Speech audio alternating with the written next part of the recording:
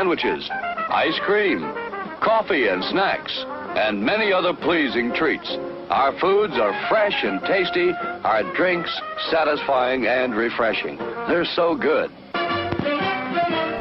Welcome to Average Joe's Drive-In. And now, on with the show. Hey everybody, welcome to episode 104 of Average Joe's Drive-In. I am your host, TJ Washburn. This is a Reviewcast, and we've got some movies to talk about. I've been trying to kind of clean up. I've got a lot of backlog reviews, and so it's kind of a hodgepodge, mix-match type thing. So there's no real theme, no real reason here, just films that I felt like reviewing. Some of these I've had watched for a while and had the reviews done. I just haven't gotten around to it. And so yeah, this is going to be kind of random but fun. There's a lot of weird movies in here.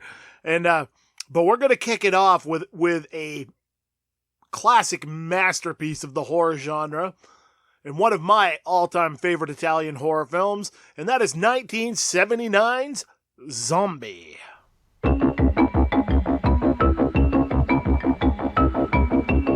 Ahoy there! This is the Harbor Patrol. Anyone on board? Yes, it looks abandoned.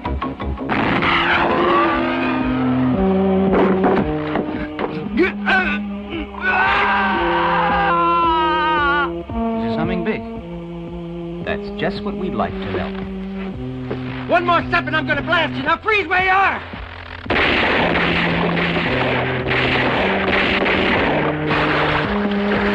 Yes, it's my father's boat. And how long since you last spoke to him? Well, we have to go to Matul. We're trying to locate Anne's father.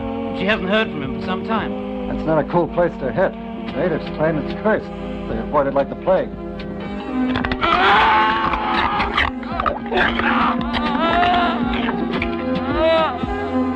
I'm going to tell everyone that you're the one who's crazy. A demented, cruel, evil... What exactly did my father die of, Dr. Minot? And the boat's crew, what happened to them? What's about the dad coming back to life again and having to be killed a second time?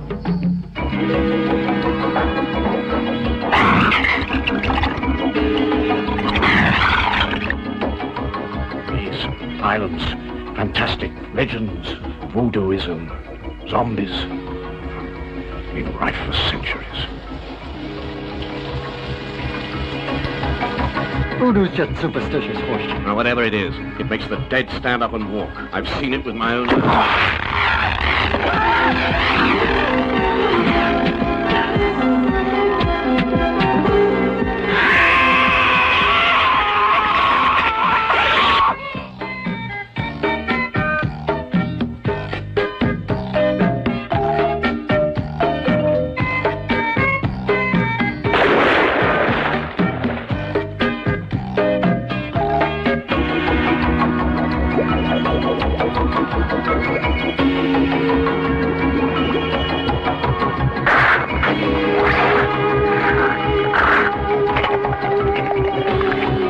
My father always said, when the earth spit out the dead, they will come back to suck the blood from the living.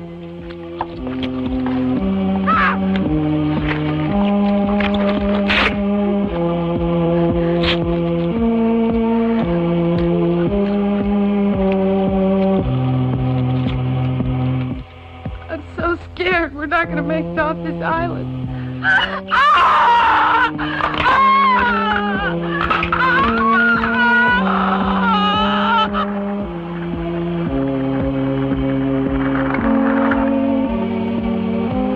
They're coming back to life. They're everywhere.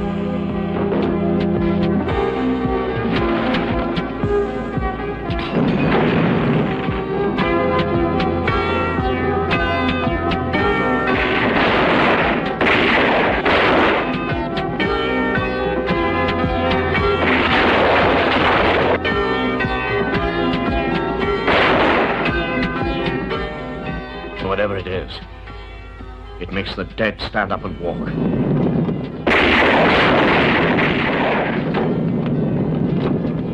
This is a horror Directed by Lucio Fulci, has a 91-minute runtime, rated R, stars Tisa Farrow, Ian McCullough, and Richard Johnson. I watched this on Blu-ray. Strangers searching for a young woman's missing father arrive at a tropical island where a doctor desperately searches for the cause and cure of a recent epidemic of the undead. This has long been one of my favorite Italian films. It was also one of the very first ones I ever saw. My cousin Rick introduced me to it, and I've been a fan ever since. The last time I saw this was 10 years ago, maybe a little longer. When I saw Blue Underground was putting out a restored 4K edition with a pile of extras, I was anxious to see it. While the price tag was a little high for what I would normally drop on a film like this, it was one I didn't want to miss out on. If you're familiar with this film at all, you'll notice a stunning difference in the look of the film. This is one of the better 4K transfers that I've seen so far. Granted, that's not a ton of film, so take that with a grain of salt. The audio quality was equally as good. I'm not 100% sure they did anything to it, but it certainly sounded it. I never noticed it sounding that good on my surround sound before. One of the things about the restoration, this goes for any genre film really, I was afraid the effects might look a bit off or dated.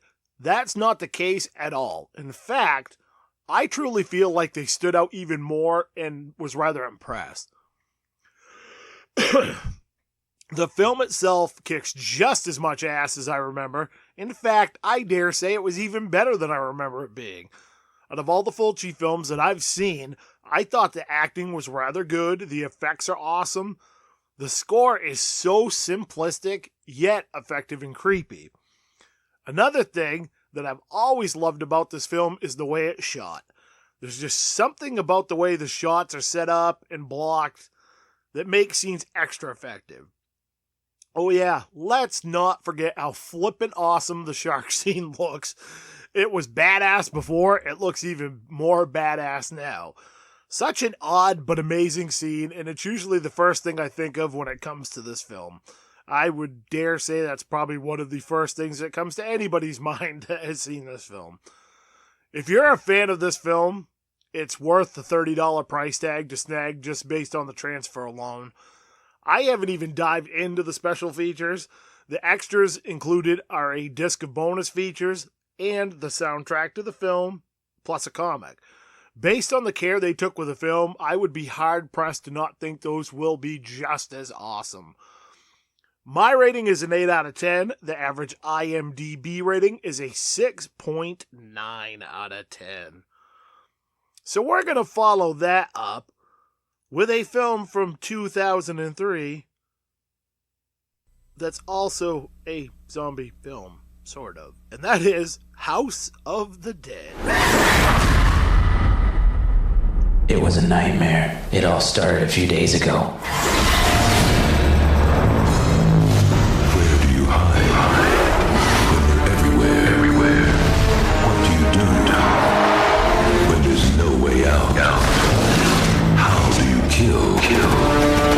What's already dead. Any way you can. Like I said, it all started a few days ago.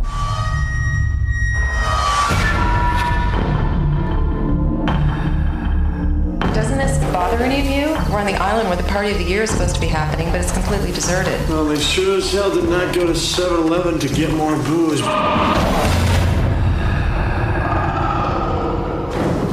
Can't hear anything. Neither do I. Run! Run! There must be some kind of scientific explanation for this. It's not human. It's like it's been mutated. So, what now? We send them back to hell.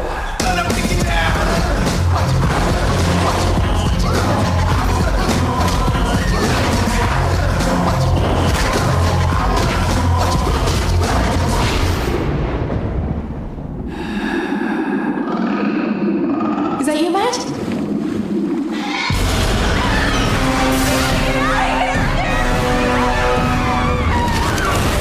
Now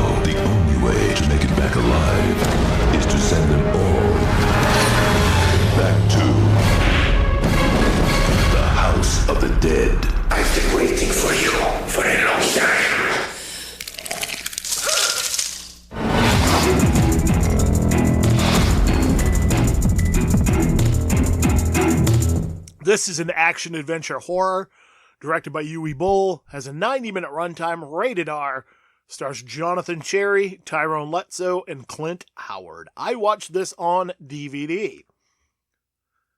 A group of college students travels to the mysterious island to attend a rave, which is soon taken over by bloodthirsty zombies. Back in the early 2000s, I went to the theater often.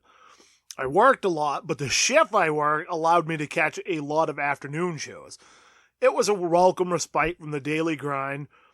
I spent an entire summer going to movies I wouldn't normally see, in the theater at least. House of the Dead was one of those. I remember watching it and coming out of the theater going, what the hell did I just watch? It made no sense, was confusing, but yet oddly entertaining. I've watched this a handful of times since. It seems like maybe every 3 or 4 years I somehow end up watching it. A while back, I found a copy for $1 and snagged it. For some reason, despite having a large swath of movies I would rather be watching, I ended up throwing this one on. This movie definitely falls into the so bad it's good category. The movie itself is a complete train wreck. Everything to the horrendous dialogue, to the awful choices and cuts, strangely placed video game inserts, and transitions make this an entertaining joyride. It also doesn't help that the characters make some of the absolute dumbest decisions known to man. It's one thing after the other. While the awfulness is glaring, it's why I've continued to go back to this one over and over. It's so forgettable story-wise that I mostly don't remember characters or what happened. I just remember it's bad and entertaining in a Mystery Science Theater 3000 sort of way. It honestly has taken me many years to really appreciate it in this light, as that wasn't always the case. While my rating may be low, the pure enjoyment level of this is much, much higher. My rating is a 2 out of 10, with an enjoyment level of awfulness of a 9 out of 10. The average IMDb rating is a 2 out of 10. So let's get to something a little bit more modern, and that is, I think this might even be my first 2019 film that I've reviewed, and that is I.O. Scientists predicted what would happen, but it was too late.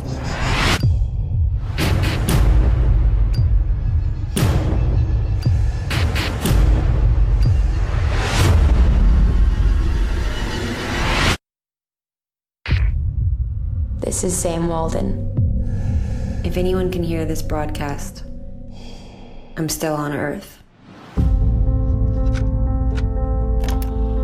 This is Dr. Walden, transmitting on frequency 9043. The world we once called home appears to have turned against us. The fundamental principle of nature is survival. It is in our soul to seek life, no matter what. I heard the radio transmission. Where's everyone else? There is no one else. Is it the same everywhere? Yeah, it's the same everywhere. What was it like before? I was gonna be a teacher, but we weren't ready for this. You're going to the final Exodus launch? That's right. For my dad, leaving was just a last resort. I saw dozens of people starve to death. Because of hope, I won't make the same mistake twice. When do we leave? The final shuttle off Earth leaves in 48 hours. We have a long way to travel. We mess up and we die. We need to stay the night in the toxic zone. It's not possible. It's possible, but it's farther than I've ever gone. Let's do this. They moved the launch site. We're stuck here! We can make it.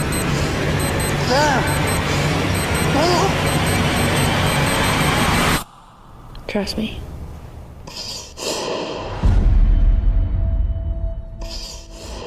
This is an adventure, drama, romance, directed by Jonathan Helpert, has a 96-minute runtime, rated TV 14, Stars Margaret Qualley, Anthony Mackie, and Danny Houston. I watched this one on the Netflix. As a young scientist searches for a way to save the dying Earth, she finds a connection with a man who's racing to catch the last shuttle off the planet. This looked rather interesting, so I threw it on my queue when it popped up on Netflix. I was curious what it would end up being based on the synopsis. It seemed like one of those films that could go several ways story-wise. I did have my own preconceived notions about where it was going, and was interested to see if I was right or not. I'm going to be up front for my sci-fi nerds out there. If you're going into this expecting an effects-driven spectacular or an adrenaline ride type film, this is not that. It's honestly pretty much a straight-up drama film with some very loose sci-fi elements. Overall, the film isn't too bad. I didn't find it to be a difficult watch. The story was sort of interesting, but at the same time, a bit limited on what it was doing. The acting's decent enough to hold your attention. It does have a bit of a weird dynamic there as well, which feels hard to explain without giving anything away.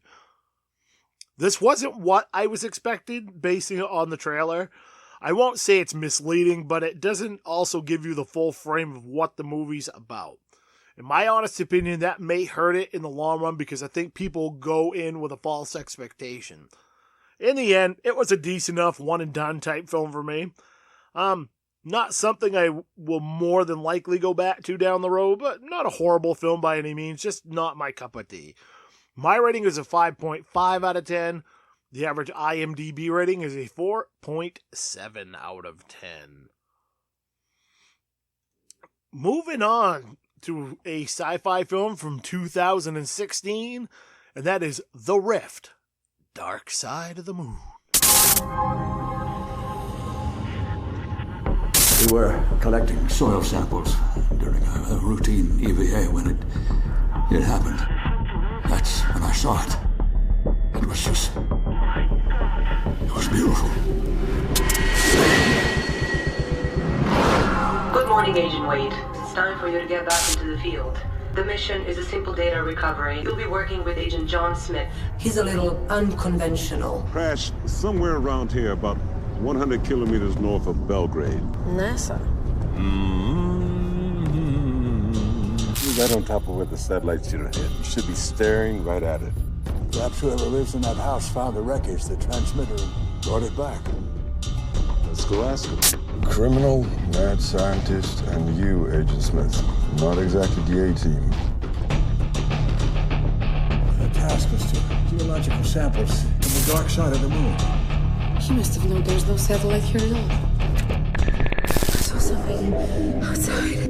We believe it had to be a rift in space. Are you either with me, or are you against me? We need to get out of here.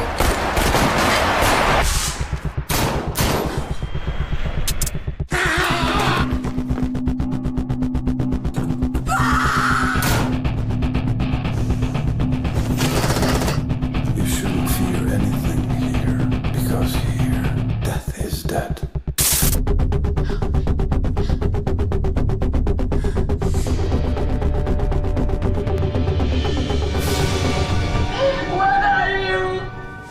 I need to know.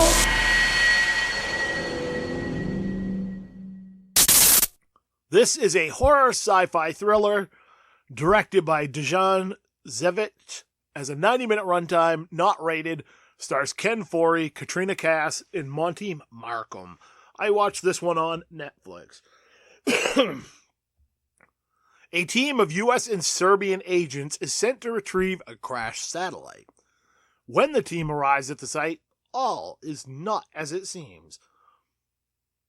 Again, I'd never heard of this one, but it sounded interesting and seemed like it could be one of those gems in the rough.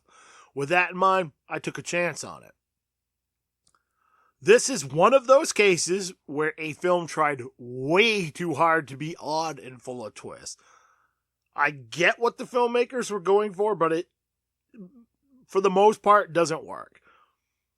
I found myself getting bored, confused, and uninterested very quickly.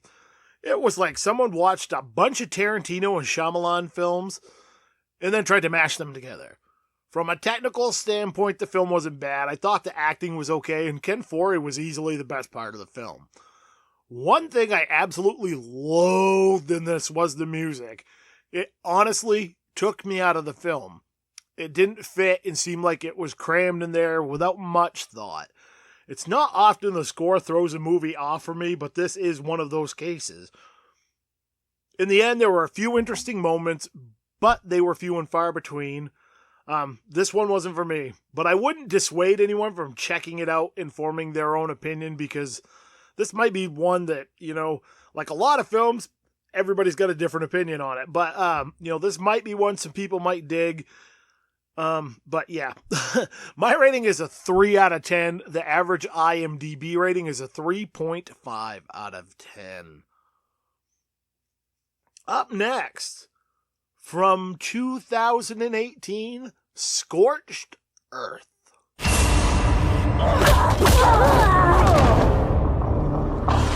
In the middle of the 21st century, Mother Nature finally unleashed her fury in a cataclysmic event known as the Cloudfall. It destroyed almost the entire planet. New and rudimentary authorities began to keep people as safe as possible, and bounty hunters roamed the wasteland.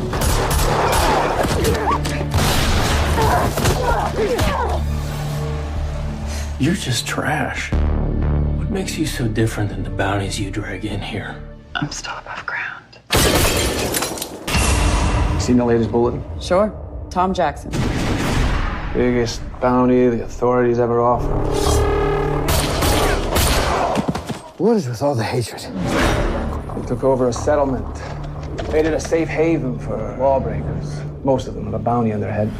You're wondering if you can take them alone. You can't. I just forget I ever brought it up. Yeah, but you did. I think you're pretty smart, don't you? At some point, your luck's gonna run out. Everyone I ever knew or loved was killed by Jackson's men. Sometimes it's good to admit when you've been beat. What are the odds?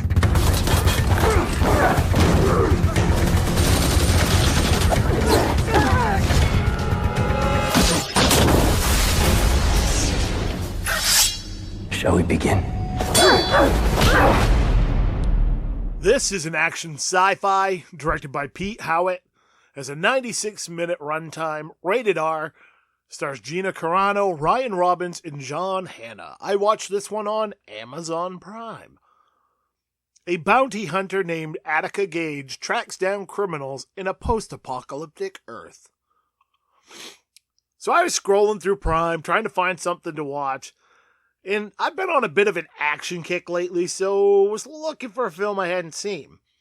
Back in the video store days, one of my favorite things was searching for those smaller budgeted films that might be fun. Something that had flown below the radar, so to speak. With that in mind, I stumbled across Scorched Earth. If this had come out in the late 80s, early 90s, it would have most certainly been a direct-to-video type film.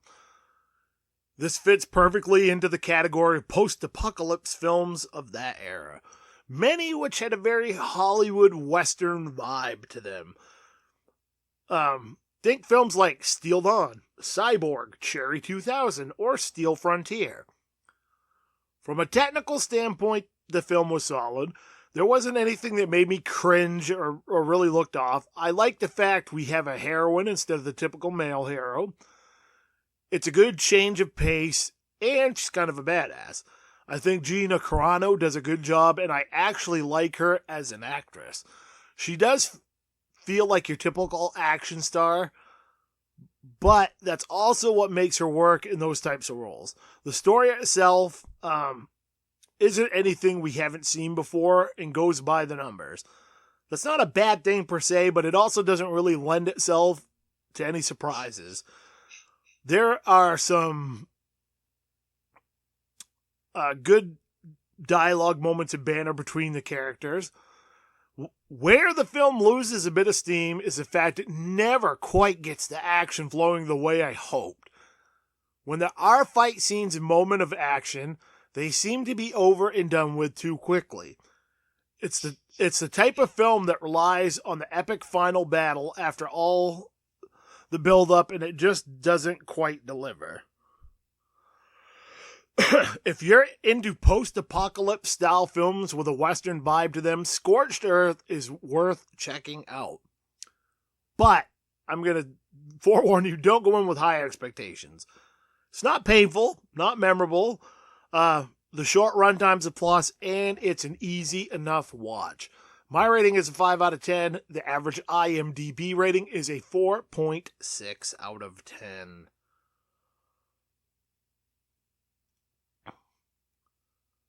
Up next, from 2007, Primeval.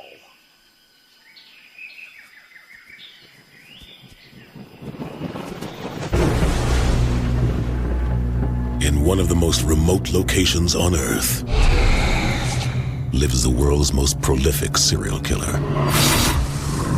He has claimed over 300 victims. He is elusive, intelligent, cunning. And to this day, he remains at large. Looks to be another mass grave.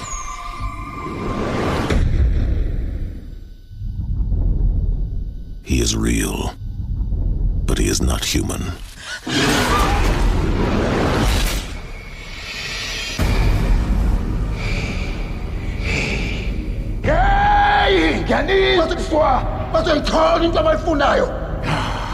He says that we'll find what we seek. Then we'll find death.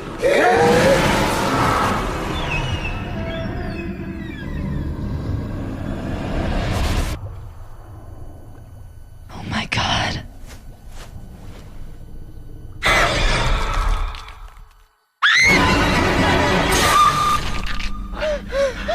What happened?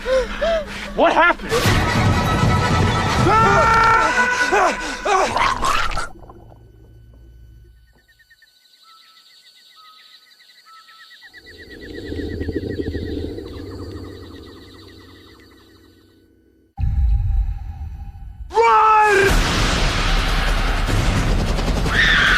He's coming.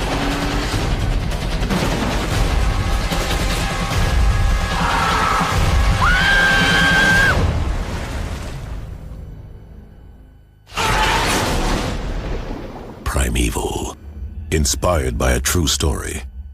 This is an action-adventure crime, directed by Michael Cattleman, has a 93-minute runtime, rated R, stars Dominic Purcell, Orlando Jones, and Brooke Langton. I watched this on DVD. Veteran reporter Tim Manfrey lands possibly the worst assignment of his life. Travel to Africa country of Burundi to locate and capture the world's largest crocodile, dubbed Gustav by the villagers. The croc is said to have dined on hundreds of humans over the years. Complicating matters is an African warlord who is even more bloodthirsty than the giant reptile. I saw this years ago when it came out and remembered liking it. I picked the DVD up from the 99-cent bin several months ago, but hadn't gotten around to watching it. As I've always got a backlog of stuff to watch, it just kind of fell by the wayside. I remember bits and pieces in the overall story, but not much about individual moments of the film. This is a good film. It's not great, but it was a lot better than I remember it being. It's not often you see a horror film add political, social commentary into the subtext. Usually when that happens, it becomes preachy and for me is a turnoff. This manages to not beat you over the head with it, but also make it clear of what's going on. I thought it did a fine job of walking the line there. The acting's solid, the effects aren't too bad, and the movie's never dull. There are a few moments where you must suspend disbelief a bit, but other than that, there wasn't anything that stood out to me as being glaringly awful. It probably helps that I am a sucker for giant monster movies, and while this isn't exactly that in a traditional sense, it does fall into that category in my opinion. If I really had any major gripes with it, there's a weird look to the film color-wise. It has a bit of a weird, like, orangish hue to it, and there are a lot of moments where it's very dark, and it's hard to see stuff. That doesn't hurt the enjoyment of it, but it's noticeable. Primeval is worth checking out if you've never seen it, especially if you're into the above-mentioned things. It wants something that's, decently made, quick-paced, and an easy watch. It's one of those films that I think a certain group of people enjoy, but might not be for everybody. My rating is a 6 out of 10. The average IMDb rating is a 4.8 out of 10. So, this next one is a documentary, and that is 2018's Making Fun, the story of FUNKO.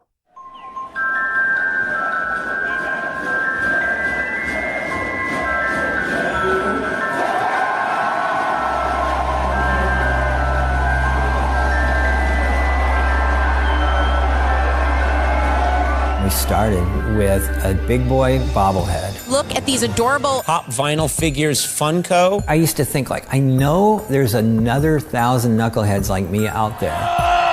And it turned out there was several thousand weirdos like me out there. Deadpool! Dune doll, I've got a Flintstones doll, and now I have FUNKO. What'd you say? FUNKO. I think my favorite is Joker Conan. I think this is time for the big reveal. I've been told I had a big head before. That's a big head. It's kind of like getting the Academy Award. It's a little shorter. I mean, it's hilarious. I got a Funko Pop. Whoop, whoop, whoop. There it is. They don't want me to sign right there.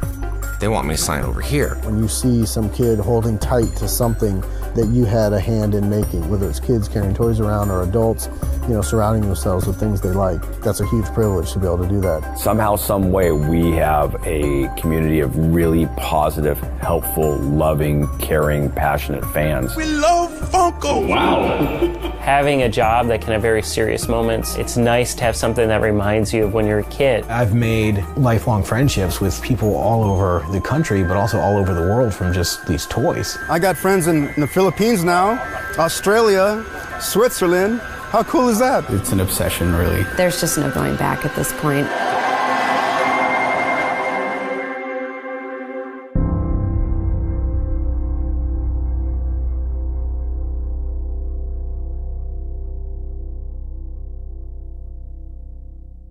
This is a documentary directed by David Romero, has a 99-minute runtime, not rated, stars Jeff Ayers, Erica Baza, and Chris Beck. I watched this on the Netflix. Dive into a world of fun and collecting as this documentary follows the creation and impact of the FUNKO company and their successful toy and collectible empire. Well, I'm not a huge FUNKO collector. I've always thought they were interesting. The only ones I currently have are my 2 Fallout Pops and a Xenomorph. It's one of those things I've avoided because I knew I would get sucked in and spend way too much money on them. When the documentary recently popped up on Netflix, I knew I had to check it out. I love documentaries like this. It's very well made and never boring. You get to see where the company came from and where it is today.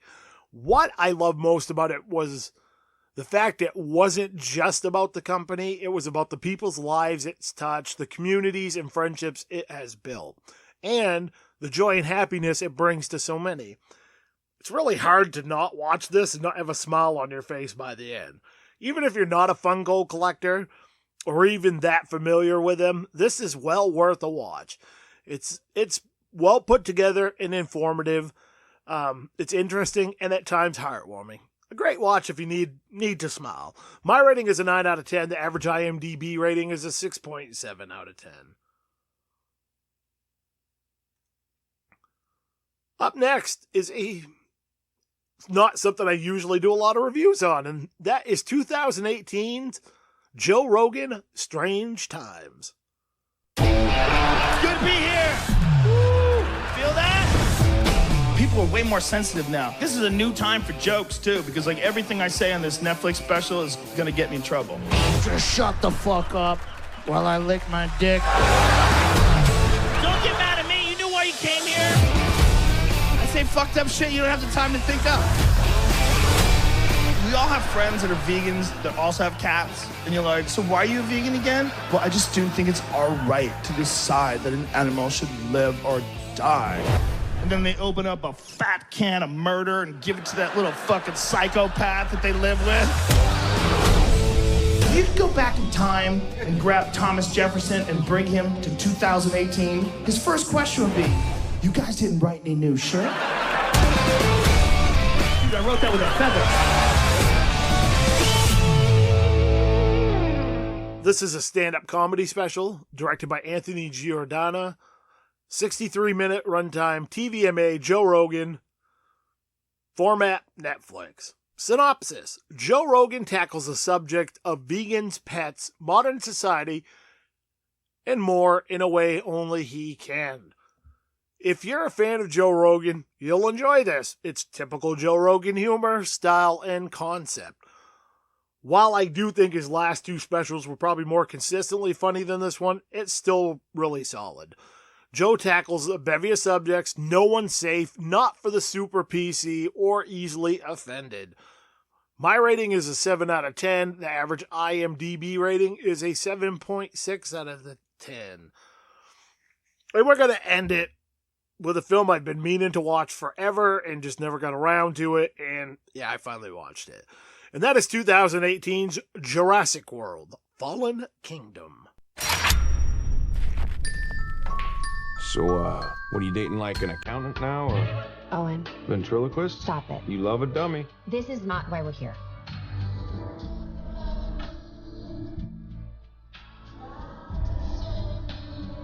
I know why we're here. A rescue op.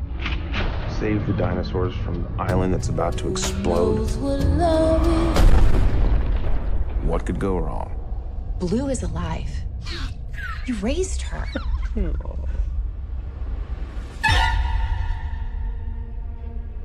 Do these animals deserve the same protections given to other species?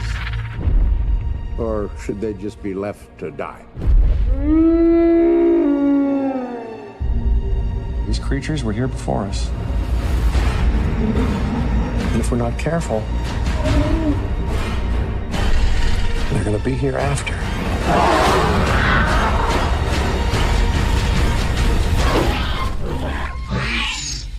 You know me.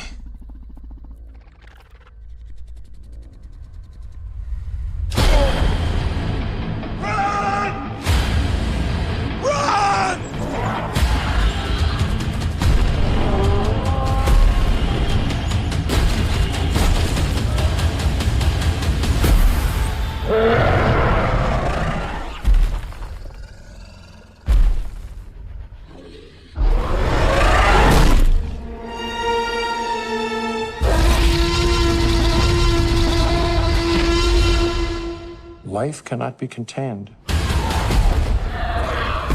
Life breaks free. Life finds a way.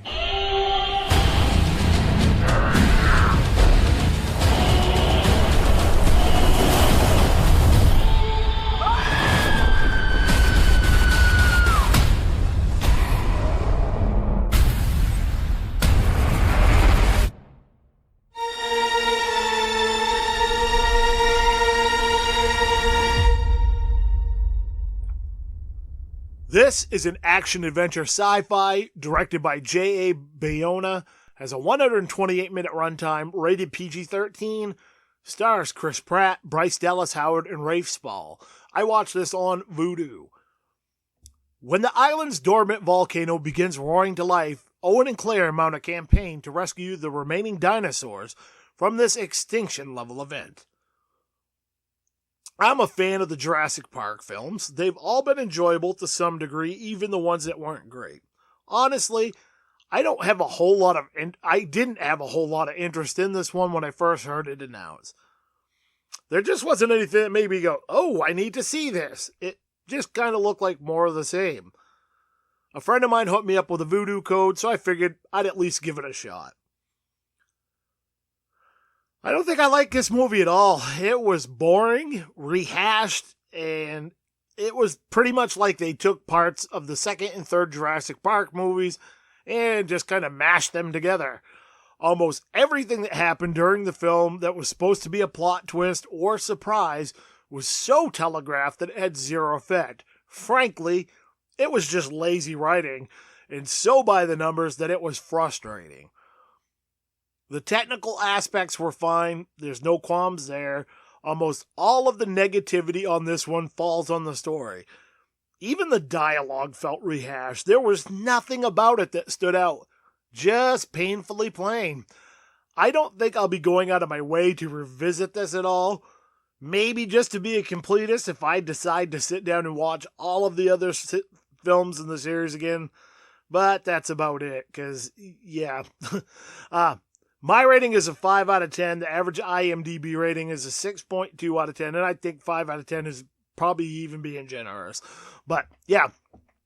So that's going to wrap it up for this week's Reviewcast. I hope you guys enjoyed, maybe heard about a movie or two that you haven't seen or something you forgot about and want to go back and see. Next week is going to be a interview episode, as I should be getting back on track. As I mentioned last week, things kind of got messed up. I lost a whole episode. Had to put that one together last minute. Again, I'd like to thank my sponsors, the Maine Cannababes, www.mainecannababes.com. Go there, find out what they are all about, and show them your support. And so far, 2019 is rolling along, and I'm interested to kind of see what happens. For those of you who don't know, I haven't mentioned this, but for those of you who don't know, I used to be a musician and play in several bands. I guess you're always still a musician, but I used to be in a bunch of different bands over the years, and 2 or 3 weeks ago, my old band in the Kingdom of Nightmares, which I have played a song or two on the show before at different points in time, decided that we are going to get back together after 7 years. So yeah, I'm back playing music again. I'm very excited about that. There's really not a lot new with me on the writing front of things. I have a bunch of stories sitting around that I just need to edit, and maybe we'll see a short story collection this year. Just gonna kind of have to play that by ear. There's no real plans. And that's about it. I'm gonna quit gabbing so you can get on with your day. Have a coffee, have a donut, and remember, kids, opinions are like assholes. Everybody's got one, and I will see you sexy animals on the flip side. It's intermission. Rise and stretch time. Time to refresh yourself and visit our snack bar. Got a yen for hot popcorn? Your favorite soft drinks are sparkling cold. The juicy Frank sizzling hot. There's delicious coffee, freshly brewed, and all kinds of ice cream and candy to tempt you. Showtime will be announced loud and clear to get you back to your car in time. So stretch your legs. Come to the snack bar now. Thanks for listening to Average Joe's Drive-In. If you'd like to talk movies or contact the show, add our social media pages. You can add us on Facebook at Average Joe's Drive-In Podcast, on Twitter at TWJ Author, on Instagram at Thomas Washburn Jr. You can also hit up www.thomaswashburnjr.com for more information about the show and related links. If you'd like to support the show, you can buy TJ's books on Amazon. Just type in Thomas Washburn Jr. in the search. Books are available in Kindle and paperback formats. If you have Kindle Unlimited or Prime, you can read the books for free and money will be earned by the pages read. It doesn't cost you anything and it supports the show. Until next time, you've been listening to Average Joe's Drive-In.